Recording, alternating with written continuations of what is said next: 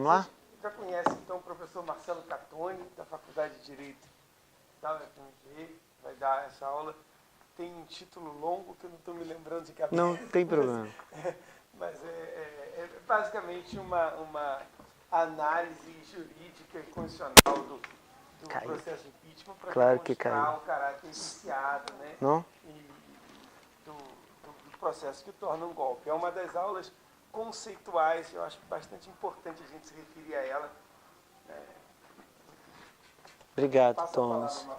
Bom, eu quero, antes de tudo, boa noite a todas e a todos. Como professor, primeiro agradecer ao professor Thomas pelo convite que me foi feito.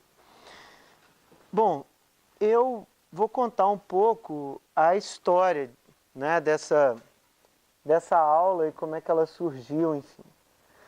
Bom, eu montei um curso para a minha disciplina da pós-graduação lá na Faculdade de Direito, que é um curso que chama Temas de Direito Constitucional, e o título realmente, como o professor Thomas chamou a atenção, é um título longo, chama-se O Impeachment da Presidenta Dilma Rousseff, ou, abre aspas, por que dizemos, dois pontos, é inconstitucional, é golpe.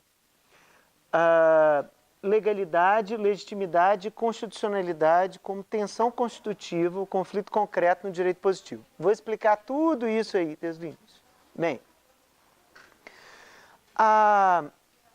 em março de 2017, em março de 2017, eu defendi a minha tese de titular em Direito Constitucional, que se chamou Contribuições para uma Teoria Crítica da Constituição. E eu tomei exatamente o debate na esfera pública, quer dizer, o debate na esfera pública política acerca do impeachment da presidenta Dilma como referência para tratar de um ponto muito importante no meu texto, que dizia respeito exatamente ao problema da legitimidade constitucionais. Eu dizia na minha tese que, diferentemente de uma questão relacionada a uma determinada, de que a legitimidade seria um problema de correspondência a um determinado ideal de direito, ou um determinado ideal de justiça, que a legitimidade se referia a determinados supostos presentes na própria tradição do chamado constitucionalismo democrático, né? Se a gente for recuperar esses conceitos, o constitucionalismo é um movimento político, social, jurídico, político, que parte do pressuposto ou defende uma determinada ideia do que seja o exercício do poder político legítimo. Quer dizer, poder político legítimo é aquele que se exerce nos limites do direito positivo, mas também a gênese do próprio poder político se dá através de determinadas condições formais e informais, institucionais e não institucionais, garantidas juridicamente. Por exemplo, a questão central aí, do ponto de vista, por exemplo, da concepção do que seja legitimidade política com a modernidade, é exatamente aquela ideia de que legítimas são aquelas normas, né, que teriam sido estabelecidas por meio de um processo republicano-democrático, ou seja, aquela ideia, então, segundo a qual os destinatários das normas são os coautores ou coparticipantes do processo de elaboração dessas normas. Okay? Bom, essa é uma ideia que está presente na tradição do constitucionalismo. Quer dizer, tanto aquela ideia do Estado de Direito como limitação do exercício do poder político, domesticação, então, portanto, de um poder político muitas vezes visto do ponto de vista, sobretudo, da tradição do liberalismo político como poder-violência, enfim, né? Se constrói uma outra ideia, muito típica da tradição republicana, segundo a qual o que garante o exercício, quer dizer, a legitimidade do exercício do poder político não é tanta limitação jurídica de um poder-violência, mas a ideia de que o processo de produção estava dizendo. Então, é o seguinte,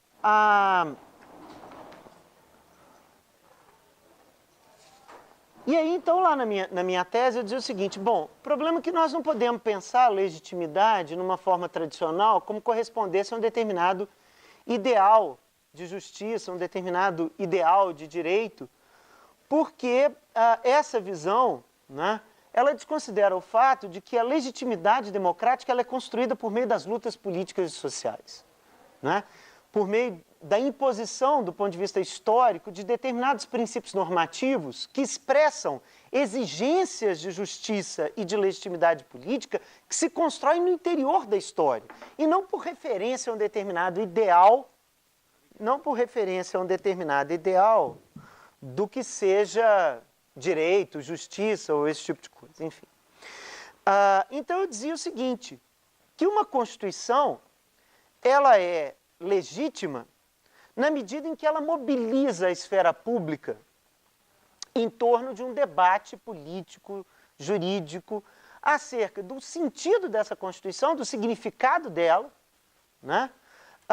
E também da função, da capacidade dela de mobilização da própria opinião pública. E eu usei exatamente por referência o tema exatamente do impeachment. Eu disse o seguinte, que quando parcela significativa da sociedade civil, quer dizer, dos movimentos políticos, sociais brasileiros, e mesmo no plano internacional, questionaram, né, a validade, digamos assim, né, a legalidade, mas também a legitimidade do impeachment,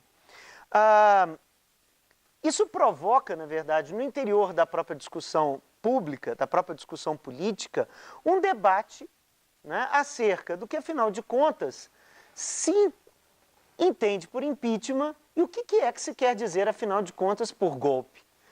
E isso se torna uma exigência no interior do próprio debate, né, tanto por aqueles e aquelas que defendiam que se tratava, então, portanto, de um impeachment inconstitucional ou de um golpe, quanto por parte daqueles e daquelas que defendiam que não. Né? E que isso representava, então, portanto, uma mobilização no interior da esfera pública em torno do sentido da Constituição e da própria legislação, digamos assim. Mas, por outro lado, eu chamava atenção para o risco inerente a todo e qualquer debate político, né?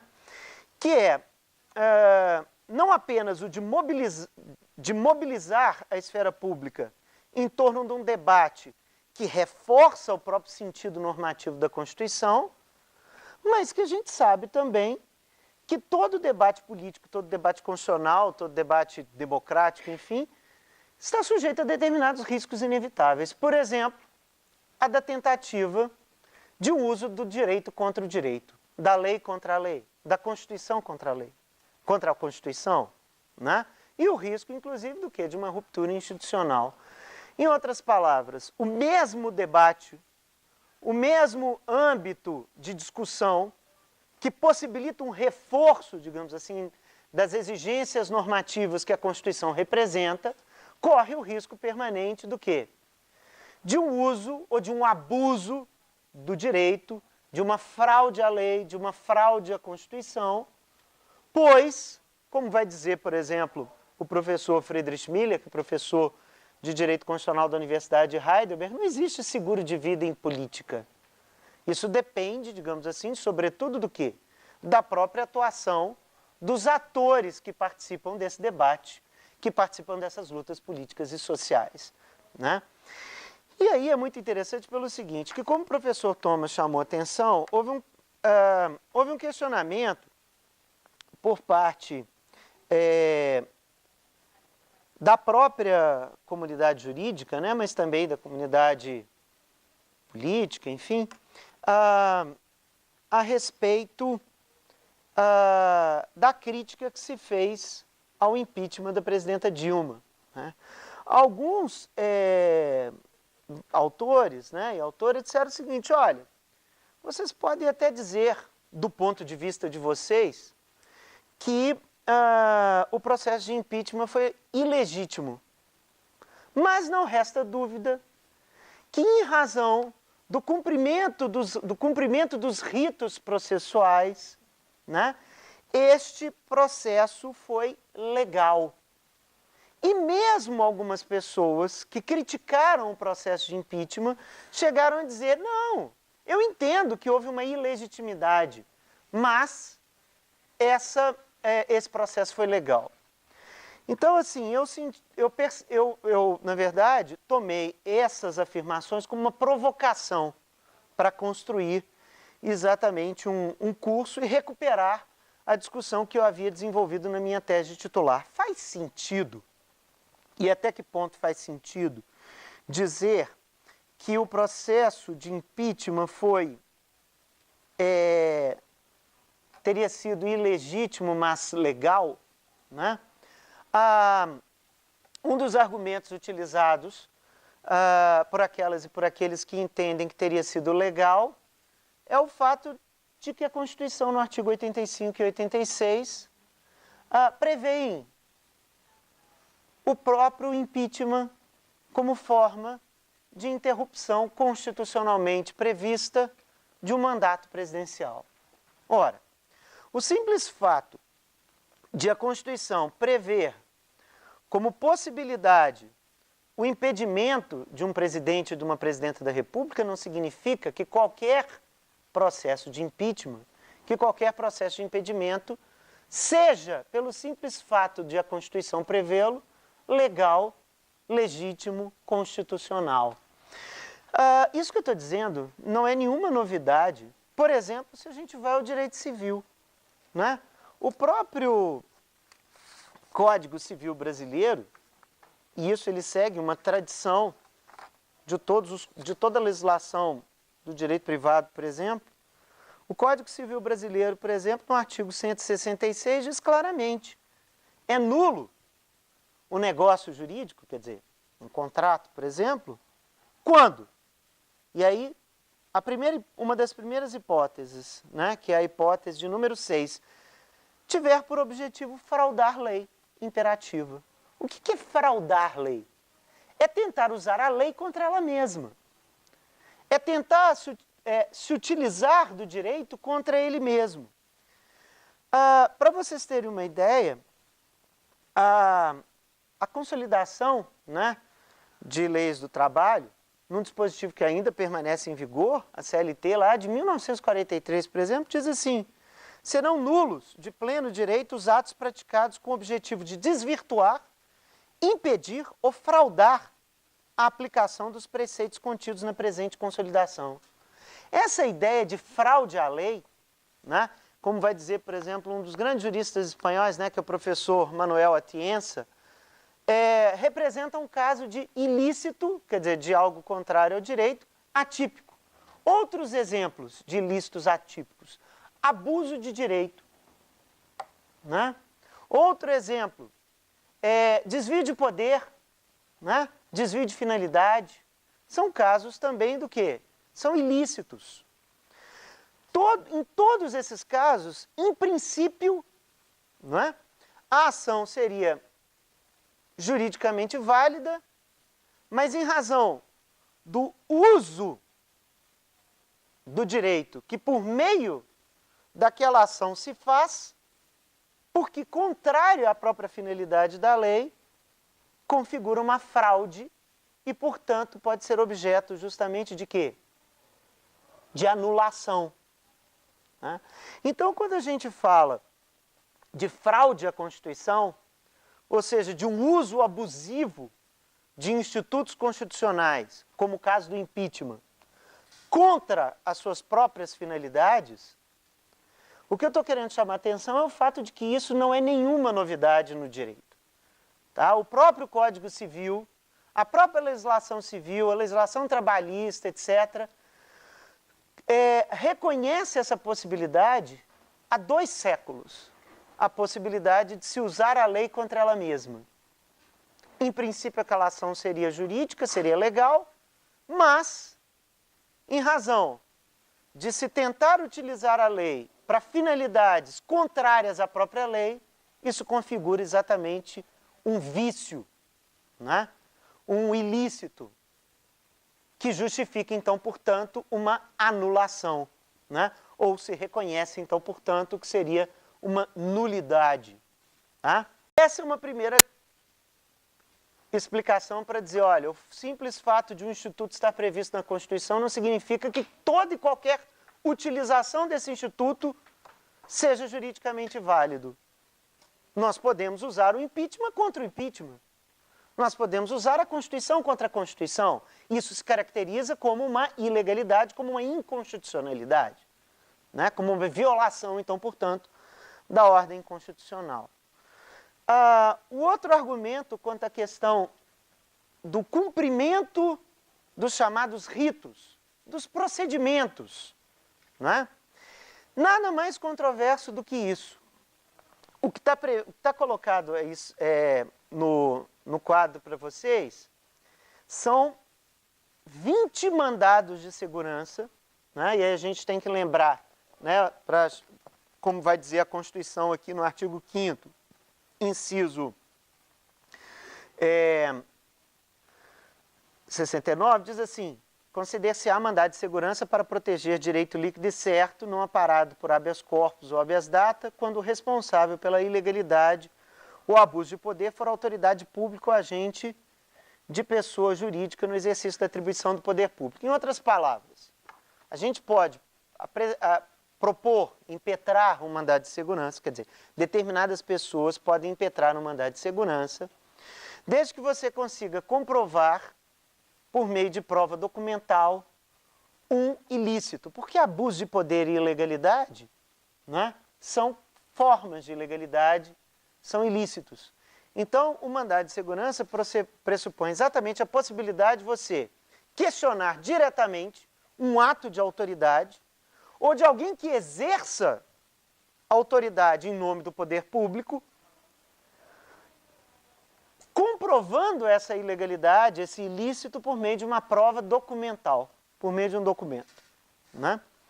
Bom, no caso do impeachment, foram impetrados, ao longo de todo o processo, pelo menos 20 mandados de segurança. Mandados de segurança esses que foram impetrados por parlamentares, deputados, né, sobretudo, mas também pela própria presidenta Dilma por meio dos seus advogados.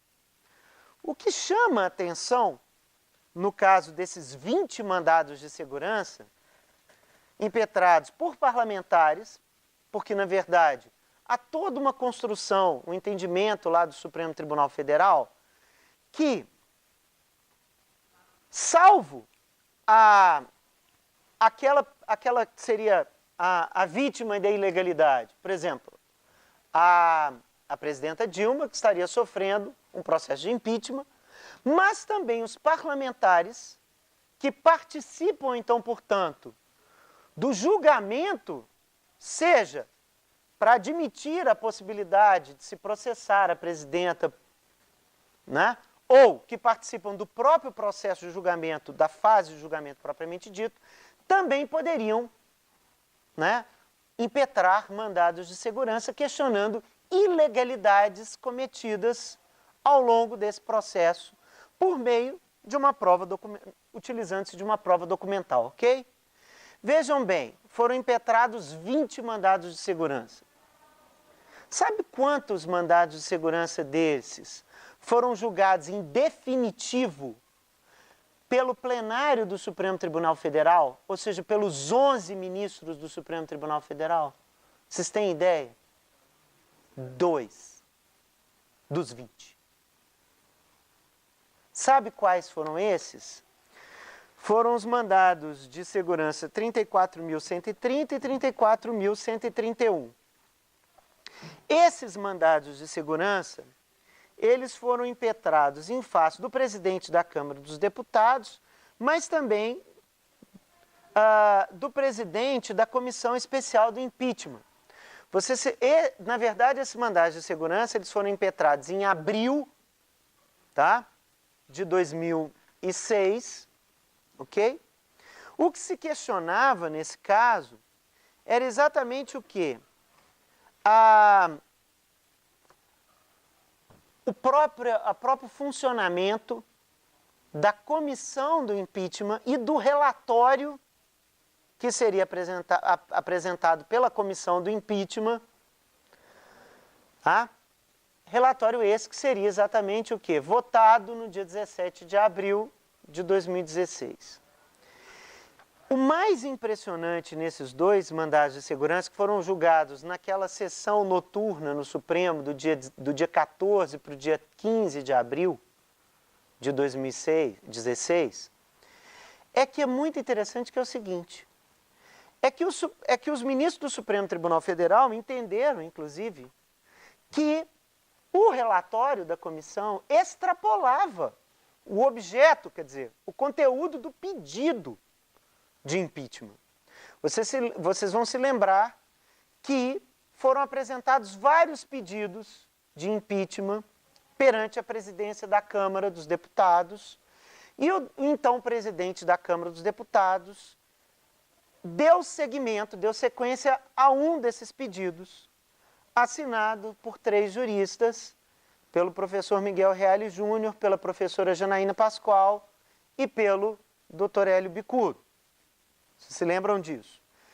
O pedido era bem mais abrangente, mas o presidente da Câmara recebeu aquele pedido, né, com base em 2 pontos.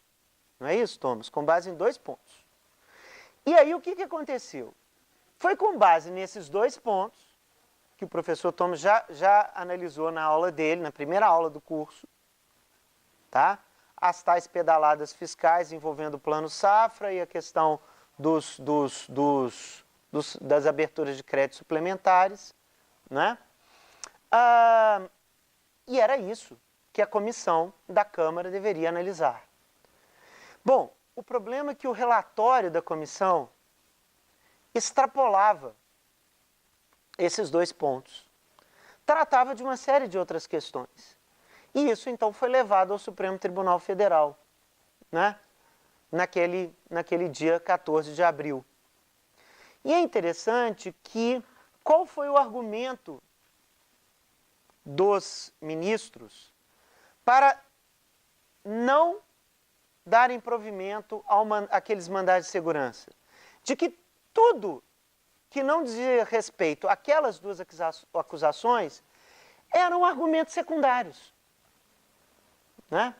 O professor Thomas tem escrito justamente sobre isso. Né? São os tais obter dicta. Né? Quer dizer, eram argumentos secundários, eram questões de só menos importância, mas que eram ali utilizados para reforçar as acusações mais importantes. Então, os ministros do Supremo disseram o seguinte, olha, realmente, o relatório extrapola sim, mas extrapola em argumentos que são secundários. E quando o relatório for submetido à votação, né, nós acreditamos que será com base nas 2 acusações que esse relatório será apreciado. Ok? Então, eles não deram provimento, denegaram, então, portanto, esses 2 mandados de segurança. E a gente sabe como é que foi a votação do dia 17 de abril. Voto por causa do meu papagaio, do meu periquito, enfim. Bem, agora, todos os outros mandados de segurança, todos os outros 18 mandados de segurança, foram analisados individualmente por ministros do Supremo Tribunal Federal, aquilo que a gente chama de decisão monocrática. E o que foi que o Supremo Tribunal Federal, o que foi que os ministros do Supremo Tribunal Federal, monocraticamente, ou seja, individualmente, analisaram nesses mandados de segurança? O pedido de liminar nesses mandados de segurança. Ok? Aquilo que a gente chama de concessão liminar. Uma liminar, ela se justifica, em princípio, com base em 2 fundamentos, que a gente chama no direito lá do fumus boni iuris, que é a tal da fumaça do bom direito. Quer dizer, tem que haver uma probabilidade de que a alegação de ilegalidade se sustenta e que se justifica que a decisão seja, que a concessão do mandado de segurança seja né, seja dada naquele momento, né, a título provisório, até que seja decidido em definitivo, e além de tudo o quê? O tal do periculo in mora, que é o risco de dano irreparável. Ok? Bom, esses outros mandados de segurança, os ministros do Supremo, que como relatores, então, portanto, receberam esses mandados de segurança, não concederam as liminares, por entenderem, grosso modo, que não havia urgência em apreciar em conceder os mandados de segurança, ou que a ilegalidade não estaria suficientemente comprovada. Ok? Bom, mas acontece que qualquer uma dessas decisões, mesmo a não concessão de liminar, qualquer decisão em mandado de segurança, a gente pode dizer o seguinte, elas são de competência do tribunal. Qualquer decisão que é tomada monocraticamente, ela é sempre tomada o quê? Aquilo que a gente chama de ad referendo do plenário. É necessário que o plenário referende, ou seja, confirme ou não aquela decisão. Quer dizer, os ministros, quando decidem monocraticamente, ou seja, individualmente, eles decidem sempre em caráter provisório, porque as suas decisões precisam de ser confirmadas pelo plenário, porque o mandado de segurança, ele não é propriamente de competência desse ou daquele ministro. Ele é de competência do tribunal como um todo, dos 11. É isso que eu estou dizendo para vocês. Várias alegações de ilegalidade e de inconstitucionalidade, de violação da lei do impeachment, tá? Da lei lá 1079 de 1950, que trata do impeachment do presidente da República. Essas decisões não foram tomadas em definitivo pelo Supremo Tribunal Federal. Vejam bem, nós passamos de uma fase do processo de impeachment, aquela fase lá na Câmara dos Deputados, para a fase no Senado, com uma série de decisões, com uma série de mandados de segurança não decididos em definitivo pelo Supremo Tribunal Federal. Alguns, inclusive, foram extintos, como a gente chama, sem julgamento de mérito, monocraticamente pelos seus relatores. Mas há uma série de mandados de segurança em aberto, cujas decisões finais não foram tomadas, ok? Pelo plenário do tribunal. Então, gente, quando dizem assim, mas é um absurdo discutir a legalidade do impeachment, que história é essa de dizer que o impeachment foi ilegal? Que história é essa de dizer que foi golpe? Que história é essa de organizar um curso para discutir isso? No mínimo, nós podemos dizer o seguinte, há pelo menos algo em torno de uns 14, 15 mandados de segurança, inclusive da decisão final do Senado, que ainda não foram julgados em definitivo pelo Supremo Tribunal Federal. Ou seja, a legalidade do processo ainda está sub júdice, sob julgamento no Supremo Tribunal Federal. Não existem decisões finais, definitivas, no Supremo Tribunal Federal sobre a regularidade do tal rito processual, sobre a questão do desvio de finalidade que o professor Thomas sempre insistiu em procurar demonstrar, ou ausência de justa causa, como eu costumo dizer, quer dizer, o que é a justa causa? É necessário que alguém seja acusado, acusado de um crime que, em tese, está previsto na legislação. Isso é uma exigência para que o próprio procedimento se instaure regularmente. Se alguém é acusado de um crime que, em tese, quer dizer, que em princípio a legislação não prevê, falta um requisito indispensável para a instauração regular do processo. Tá? A lei do impeachment diz muito claramente que essa é uma exigência que se aplica em razão do fato de que a lei do impeachment deverá sempre ser o quê? Subsidiada, complementada pelo Código de Processo Penal. Né? É um requisito, digamos assim, para a apresentação de uma denúncia, a tal da justa causa. A atribuição de uma conduta que, em tese, com base na lei, pode ser considerada como crime. E é claro que o processo é que vai mostrar se de fato realmente isso ocorreu. Né? Mas, enfim, o que eu estou dizendo para vocês? Não é verdade que o Supremo já tenha decidido em definitivo sobre a regularidade do processo de impeachment. Não é verdade que o Supremo Tribunal Federal tenha decidido em definitivo sobre a legalidade do processo de impeachment. Não é verdade que o Supremo Tribunal Federal tenha decidido em definitivo sobre a constitucionalidade do processo de impeachment.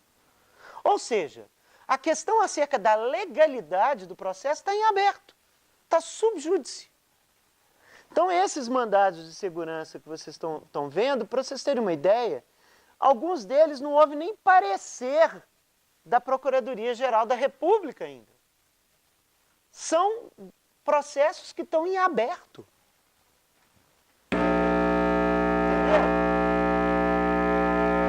Entendeu? Né? Então,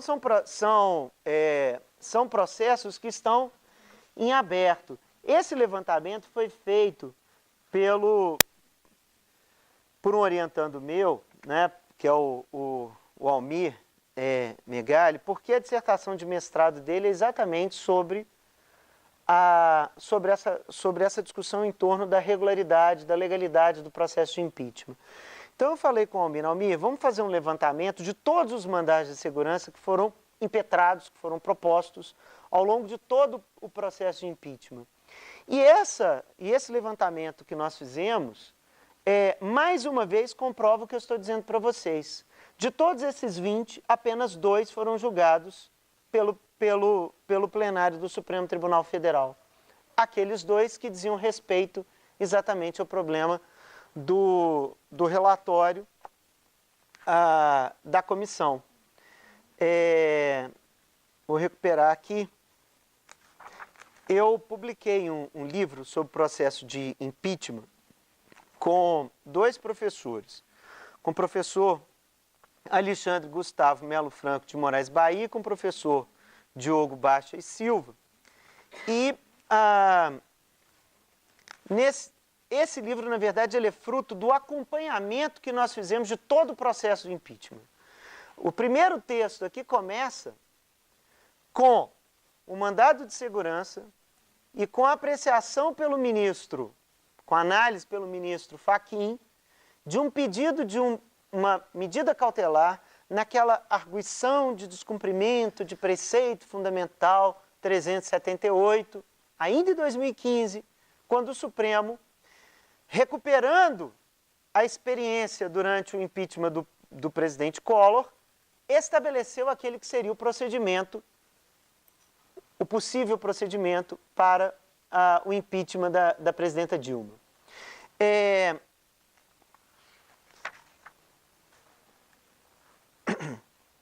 Então, eu só quero recuperar para vocês verem esses 2 casos. Nós escrevemos um texto que se chamou, afinal, quem é o guardião da Constituição? O Supremo Tribunal Federal reconhece que relatório do impeachment ultrapassa seu objeto constitucional, mas lava as mãos ao indeferir a liminar nos mandados de segurança 34, 130 e 34, 131. Notem uma coisa, o Supremo indeferiu as liminares. Ele não julgou em definitivo. Essas liminares aqui foram indeferidas pelo plenário. Mas esses mandados de segurança, eles mesmos, não foram julgados em definitivo pelo Supremo. Então vejam bem, os únicos pedidos de liminar analisados pelos 11 ministros foram esses 2 mandados de segurança.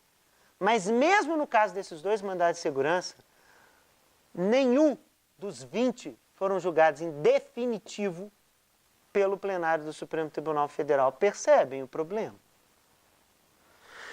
Então aqui, a gente dizia assim, em sessão extraordinária do dia 14/4/2015, que adentrou a madrugada, o Supremo Tribunal Federal apreciou, entre outros, os mandados de segurança 34.130 e 34.131, que se insurgiram contra o relatório apresentado e aprovado pela Comissão do Impeachment da Câmara dos Deputados. Tal relatório teria ultrapassado os limites estabelecidos pela decisão do presidente da Câmara relativamente aos 2 fatos que ele considerou que, em tese, caracterizavam crimes de responsabilidade. Tá? Bom, não obstante o parecer da comissão tenha ultrapassado os 2 fatos, tá? Que foi reconhecido pela maioria, entendeu-se que os fatos estranhos àqueles 2 únicos recebidos pelo presidente da Câmara configurariam mero obter dictum, né? Ou seja, argumentação lateral que não seria objeto do parecer e, portanto, não seria considerado pelas deputadas e deputados na votação plenária de deliberação da Câmara dos Deputados. Vencidos os ministros Marco Aurélio e Ricardo Lewandowski, que pontuaram que o que é votado é o relatório e não a denúncia, né, de impeachment. Como é o parecer que será submetido à Câmara dos Deputados, e de fato foi, deveria ter sido acolhido pelo menos o pedido que a então Advocacia Geral da União havia feito, no sentido de que se desentranhasse, ou seja, que se tirasse, digamos assim, dos autos da denúncia de crime de responsabilidade, todos os outros documentos. Ok? Todas as outras questões. E o mais impressionante é o seguinte, é que a maioria, então, entendeu que,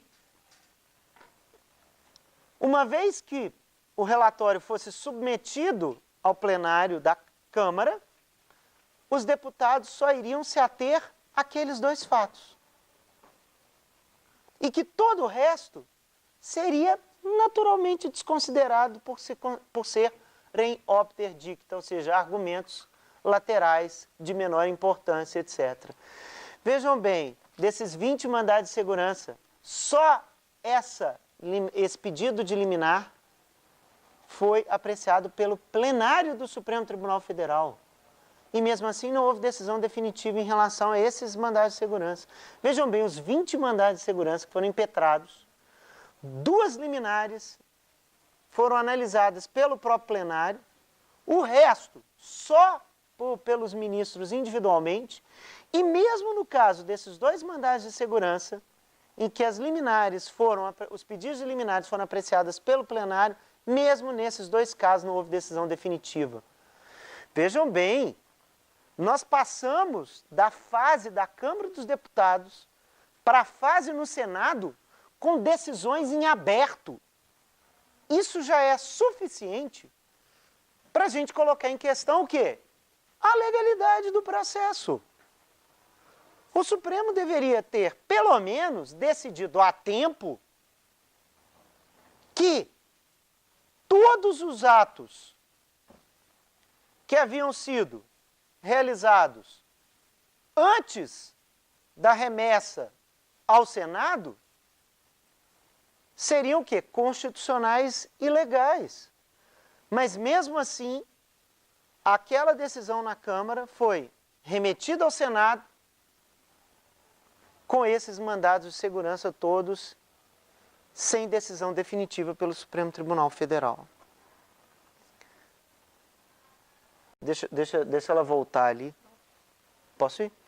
Bom, só para voltar no que eu estava dizendo, se a gente segue a tabela, vocês verão que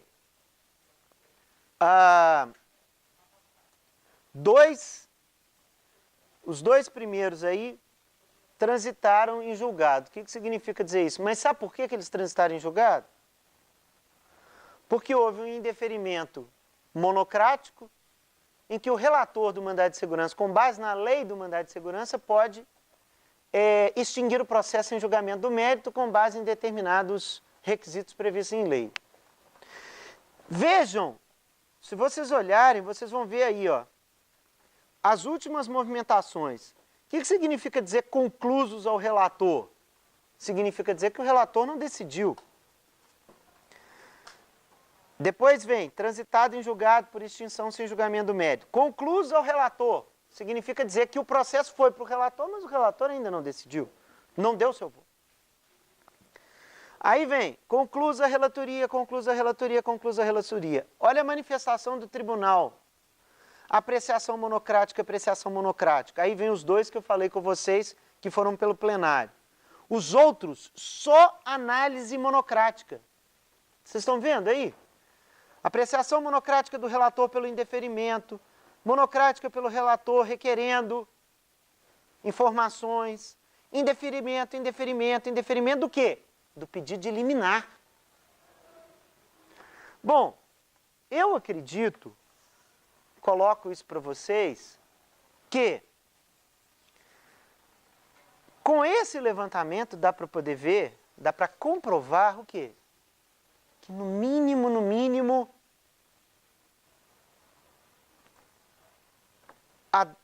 o julgamento, a avaliação acerca da ilegalidade e inconstitucionalidade do processo de impeachment ainda está em aberto. Qual é o problema de nós discutirmos isso? Se nem mesmo o Supremo Tribunal Federal tomou uma decisão final em relação ao processo de impeachment. É papel, inclusive, da universidade, da opinião pública especializada, né? Dos juristas, dos cientistas sociais, das cidadãs e dos cidadãos discutirem isso. Afinal de contas, isso afeta a democracia do país. Qual é o problema? Vejam, 20 mandados de segurança. Dois pedidos de liminar foram apreciados pelo plenário, mas não teve decisão definitiva do plenário do Supremo. Os outros ou foram extintos sem julgamento do mérito pelo próprio relator, porque faltou algum requisito, ou porque, por exemplo, algum deputado desistiu no mandado de segurança, né? E as outras só teve decisão monocrática, sem decisão do plenário. Outra coisa, o problema... Isso coloca uma outra questão que é o problema da legitimidade. Eu dizia no início o seguinte, que na tradição do constitucionalismo democrático, né, legitimidade não é a correspondência a um determinado ideal de direito, ideal de justiça, mas as exigências normativas que se construíram, que se impuseram ao longo das lutas políticas e sociais, que se remetem à ideia de autodeterminação política, de autonomia, de uma sociedade política estabelecer ela mesma, né, as normas por meio das quais se dará a convivência entre os seus membros. Não é isso? É o princípio republicano, o princípio democrático, a ideia de autodeterminação política. Mas legitimidade consiste também na possibilidade da discussão permanente na democracia acerca dos seus próprios pressupostos, acerca dos seus próprios fundamentos. Ou seja, significa a possibilidade de uma discussão permanente sobre a legalidade ou a ilegalidade da atuação do Estado, a legitimidade ou a ilegitimidade das decisões, ainda que decisões tenham sido formalmente tomadas. atos administrativos, sentenças, leis. Tá? Se nós abrirmos aí qualquer discussão na ciência política ou no direito constitucional sobre o que é legitimidade, legitimidade democrática implica debate, discussão permanente. A possibilidade, inclusive, de revisão.